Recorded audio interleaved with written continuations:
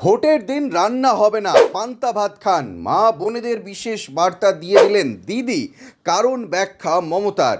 শুধু ভোটের দুটো দিনই নয়, ভোট গণনার দিনেও কর্মীদের অতিরিক্ত সতর্কতা অবলম্বন করতে বললেন তৃণমূল নেত্রী মমতা বন্দ্যোপাধ্যায়।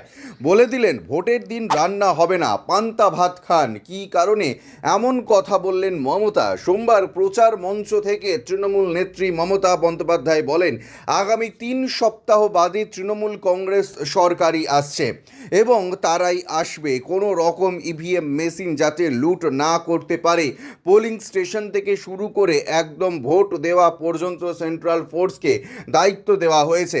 আপনাদের পোলিং ইভিএম মেশিন লুট করবার, কাউন্টিং মেশিনে যারা ভোট গুনতে যাবেন, ধরুন আপনি 100 পেলেন, ওখানে কম্পিউটারে তুলবে 5, দেখে নেবেন।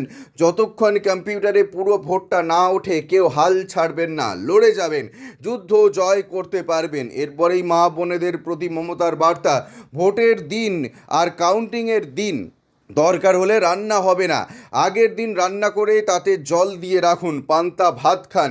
কিন্তু বিজেপিকে শায়েস্তা করবার জন্য মা বোনেরা আমার সহযোগী। প্রসঙ্গত, এদিন বেলেঘাটার প্রচার সভা থেকে তার হেলিকপ্টার রানওয়েতে আধ ঘন্টা অপেক্ষা করিয়ে রাখার অভিযোগ তোলেন মমতা।